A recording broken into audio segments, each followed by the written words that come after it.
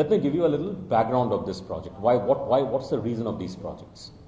The reason of this project is twofold. One is industry downwards, the country downwards, state downwards, and there is a company upwards. What's the benefit for the company? Why would a company do such a project?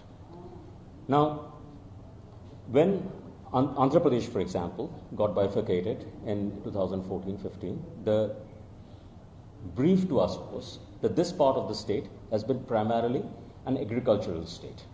When you're an agricultural state, unlike the other part of the state, where IT had by then got established in a big way, it was a primarily an agricultural state. Now, when you say industrial infrastructure, it is not about building roads and building corridors and building industrial lands. It's also about building the people who are going to work in that industry.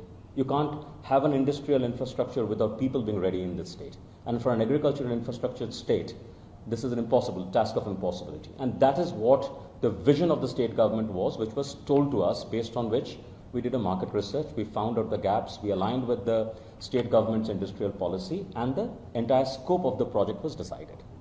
Based on this decision of the scope of the project, this project was designed to not just address the high end of the engineering skills, but also the mid-range and the low end of the skills. In the parlance of industry, it is called the white-collar, blue-collar, grey-collar, and rust-collar workforce. And that's the reason why there are Center of Excellences, there are technical skill development institutes, and so on and so forth.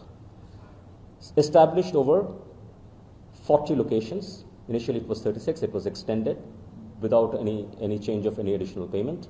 It was extended over 40 locations, where over 200 plus labs have been set up. These centers span over 250,000 square feet and more.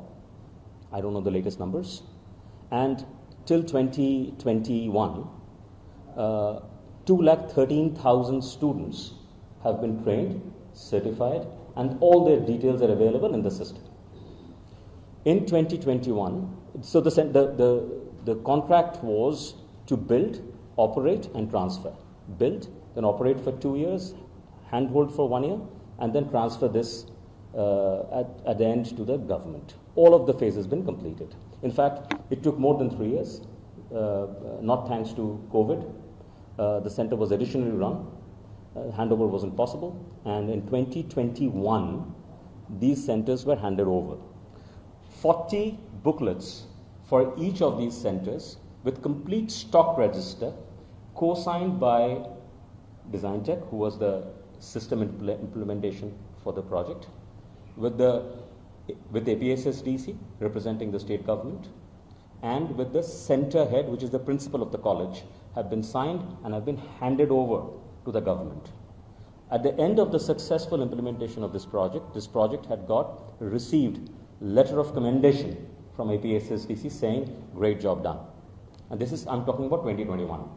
On the same 2021, the others, and this is, the letter of commendation has come from the managing director of APSSDC, not some officer. I was not in Siemens. This is my after knowledge. 2018, I left. I had no understanding of what was happening.